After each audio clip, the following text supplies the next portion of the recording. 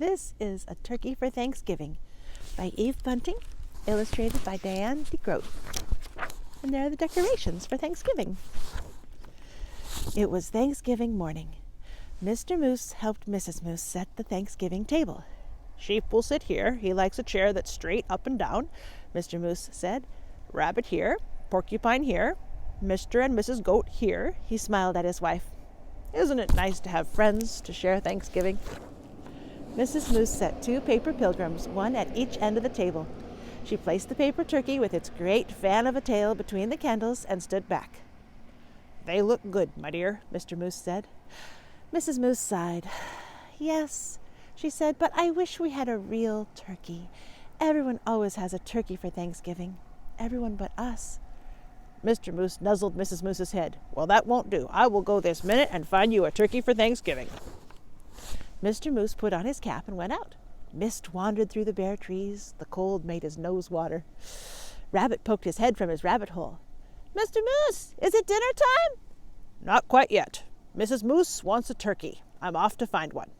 Rabbit joined him in 3 quick hops. "I'll come too." Moose's warm breath hung white in front of him. Snow crunched under his hooves and made little holes that Rabbit jumped over. "I see the goats," Rabbit said. Mr. Goat raised his head and spat out the tin can he was chewing. "Is it dinner time?" he called. "Not till I find a turkey," Mr. Moose said. "We saw one down by the river," Mrs. Goat told him, and Mr. Goat added, "A fat one." The goats leaped down from their perch. "We'll show you." Sheep was farther up the hillside, looking round as a fur ball in his winter coat. "Is it dinner time?" he bellowed. "First, I have to find a turkey," Mr. Moose bellowed back. "There's a turkey nest on the river bank," Sheep called. "Wait for me." The earth smelled of ice and moss as they crunched along. Above them a crow hung, black as a puff of wood smoke.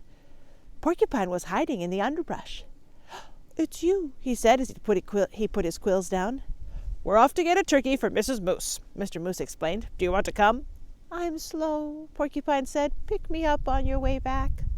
"Who'd want to pick you up?" Sheep said, laughing his bleat of a laugh.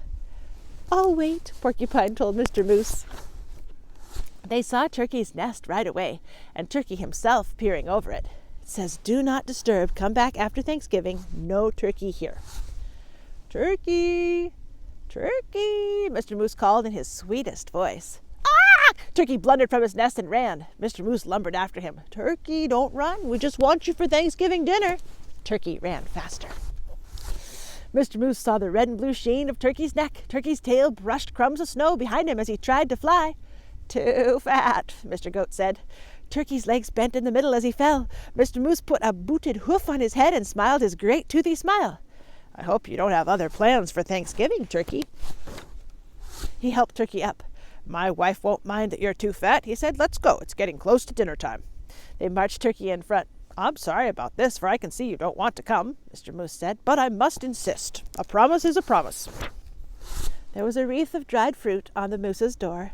Inside, the house was filled with Thanksgiving smells. Mr. Moose hid Turkey behind him. "Look who I brought, Mrs. Moose," he said. "Sheep, the goats, Rabbit, and Porcupine, and ta-da!" He pushed Turkey around in front of him. "For you! A turkey for Thanksgiving!" Mrs. Moose clapped her hooves. "I'm so happy to have you, Turkey," she said. "Thank you, Mr. Moose. Now everything's perfect." "Shall we sit?" Sheep asked, heading for the straight up and down chair. "Let's," Mrs. Moose pointed. "Rabbit here, Porcupine here, Mr. and Mrs. Goat here, and look, I brought a chair from the other room, in hopes of a turkey." A chair?" Turkey stammered. "Right next to me," Mrs. Moose said. "Light the candles, Mr. Moose." There were bowls of acorns and alfalfa sprouts, dried since summer. There was willow bark and cured grasses and wild parsley. There were pressed leaves, thin and pale as new ice on a pond. "I hope you find something here to your liking, Mr. Turkey," Mrs. Moose said. "I wasn't sure of your taste." "Oh, you are so kind to worry about my taste," Turkey said. "I thought you'd be worrying about how I taste." "Heavens, no!" Mr. Moose smiled his big-toothed smile and filled everyone's cup with cold spring water. "It's so nice to have friends around the table at Thanksgiving." Turkey's wattles wobbled. "It's even nicer to be at your table and not on it," he said. Happy Thanksgiving, everybody!